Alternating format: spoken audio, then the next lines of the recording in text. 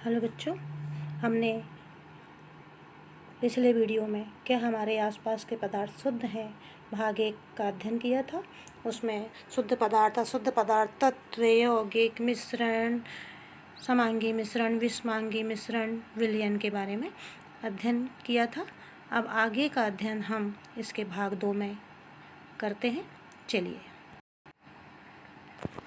हमने विलयन के बारे में अध्ययन किया था कि तो हम आप देखेंगे आज विलयन की सांद्रता कि किसी मिश्रण में इकाई आयतन में उपस्थित किसी पदार्थ की विशेष मात्रा होती है। किसी विलयन में इकाई आयतन में उपस्थित किसी पदार्थ की विशेष मात्रा होती है, वह विलयन की सांद्रता कहलाती है। और देखेंगे कि रसायन विज्ञान में किसी विलयन की सांद्रता उस विलयन के इकाई आयतन में उपस्थित पदार्थ की मात्रा के रूप में परिभाषित किया जाता है। अर्थात किसी विलयन के इकाई आयतन में विलेय पदार्थ की उपस्थित मात्रा को विलयन की सांद्रता कहते हैं। अब हम विलयन के प्रकार पढ़ेंगे बच्चों। पहला है संतृप्त विलयन। वह विलयन जिसमें दिए गए निश्चित ताप पर विलेय पदार्थ जब और अधिक नहीं घुलता तो ऐसे विलयन को संतृप्त विलयन कहते हैं। इसे हम उदाहरण से समझेंगे बच्चों। एक गिलास में हम पानी लेंगे, उसमें हम शक्कर घोलते जाएंगे, लगातार घोलते जाएंगे। एक समय ऐसा आएगा कि उसमें और अब शक्कर नहीं घुलेगी, तो वह विलयन संतृप्त विलयन कहलाएगा। दूसरा है असंतृप्त विलयन।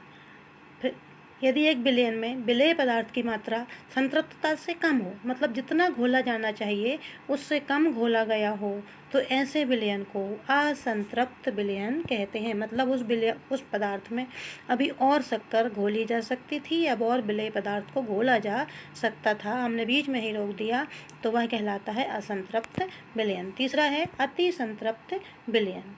यदि किसी विलयन में विलेय पदार्थ की मात्रा सांद्रता संतृप्त स्तर से अधिक हो, मतलब एक बार हमने घोल लिया, नीचे जमने लगा, फिर और कुछ हम टेम्परेचर बढ़ा के घोला, तो वह कहलाता है अति संतृप्त विलयन। तो ये प्रकार हो गए बच्चों, संतृप्त विलयन, असंतृप्त विलयन, अति संतृप्त विलयन। अब हम पढ़ेंगे घुलनशीलता कि विलेय पदार्थ की वह मात्रा जो दिए गए ताप पर संतृप्त विलयन में उपस्थित है, वह विलेय पदार्थ की घुलनशीलता कहलाती है।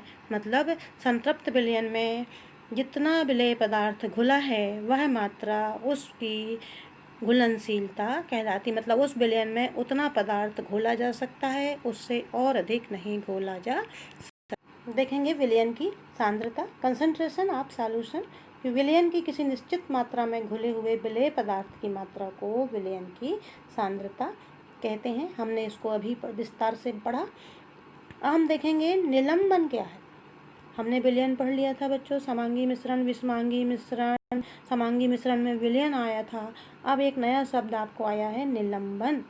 निलंबन एक विषमांगी मिश्रण है। समांगी पढ़ा था हमने, अभी एक ऐसा है विषमांगी मिश्रण है जिसमें विलेय पदार्थ के कण घुलते नहीं हैं बल्कि माध्यम में निलंबित रहते हैं, मिले हुए रहते हैं, लेकिन उसमें पूरी तरह से घुलते नहीं हैं। इन कणों को हम आसानी से आँखों से देख सकते हैं। यदि इस निलंबित घोल को शांत छोड़ दिया जाए तो जो कण हैं वो नीचे बैठ जाते हैं, अर्थात निलंबन कैसा होता है, अस्थायी होता है। अब कोलाइडल विलयन क्या है। निलंबन की अपेक्षा इसमें कणों के आकार छोटा होता है और समान रूप से फैले होते हैं। मतलब इसमें निलंबन की अपेक्षा कण कैसे होते हैं, और ज़्यादा छोटे होते हैं और समान रूप से फैले होते हैं, जिसके कारण मिश्रण समांगी प्रतीत होता है। हमको ऐसा लगता है कि समांगी है, लेकिन वास्तव में वह कैसा होता है, विषमांगी मिश्रण ही होता है। यदि हम पानी में थोड़ा सा दूध मिला दें तो विलयन जो बनेगा वो कैसा बनेगा, कोलाइडी विलयन। कोलाइडी कणों के छोटे आकार के कारण हम इसे आँखों से नहीं देख पाते हैं, लेकिन एक कण प्रकाश की किरण को आसानी से फैला देते हैं। तो इस प्रकार प्रकाश की किरण का फैलना टिंडल प्रभाव कहलाता है। इसको कैसे करेंगे बच्चों, हम एक गिलास में पानी लेंगे, थोड़ा दूध डालेंगे उसमें, और थोड़ा सा कमरे में अंधकार कर लेंगे, लाइट वाइट बंद कर देंगे, और वो गिलास में एक तरफ से हम टार्च की रोशनी डालेंगे, तो हम देखते हैं कि वो टार्च की रोशनी उस विलयन में से, किसमें से, जिसमें हमने दूध मिलाया था, कोलाइडी कणों के विलयन में से वो प्रकाश कैसा हो जाता है, फैल जाता है। तो यह जो प्रकाश का फैलना है विलयन में, वो टिंडल प्रभाव कहलाता है। ये आपको परीक्षा में आता है। अब हम विलयन, निलंबन और कोलाइडी विलयन में अंतर देखेंगे एक सारणी के द्वारा। तो देखते हैं पहला, मिश्रण का प्रकार। विलयन कैसा है, समांगी मिश्रण। हमने देखा था विलयन समांगी मिश्रण है। यदि हम पानी में नमक घोल देते हैं तो वो समांग रूप से घुल जाता है और हमको बिल्कुल नहीं दिखाई देता कि पानी कहाँ है और नमक कहाँ है। हमको सब विलयन पूरा एक सा दिखाई देता है। निलंबन कैसा है, विषमांगी मिश्रण है। इनके कण बड़े होते हैं। इसमें हम आसानी से नग्न आँखों से इन कणों को देख सकते हैं और इनको छोड़ दो तो नीचे जम जाते हैं। कोलाइडी विलयन भी विषमांगी है, लेकिन निलंबन से इसके कण छोटे होते हैं। ये हमको एक सा दिखता है समांगी जैसा, और इसमें यदि प्रकाश को भेजा जाए तो प्रकाश किरणों को फैला देता है। मतलब कोलाइडी विलयन में हमको टिंडल प्रभाव दिखाई देता है। दूसरा गुण देखेंगे, छानकर विलेय के कणों को पृथक करना। किसमें होता है, किसमें नहीं, देखते हैं हम।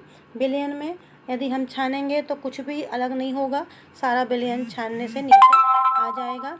निलंबन में यदि हम इनको छानें तो हमको अलग से कण प्राप्त किए जा सकते हैं, और कोलाइडी में छानने के पश्चात भी हमको अलग अलग दोनों नहीं प्राप्त किया जा सकता। तीसरा है प्रकाश का फैलना। विलयन जो है वो प्रकाश को नहीं फैलाते, मतलब इनमें टिंडल प्रभाव नहीं होता है। निलंबन भी प्रकाश को फैलाते हैं, लेकिन इसमें दिखाया नहीं है हमको। लेकिन सबसे अच्छी होती है कोलाइडल में टिंडल प्रभाव दिखाई देता है। चौथा है नग्न आँखों से दिखाई देना।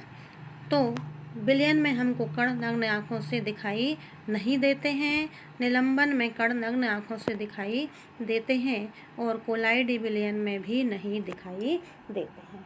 तो इसके उदाहरण हैं बच्चों कि विलयन हमने आपको पानी और शक्कर या नमक घोल के बताया था।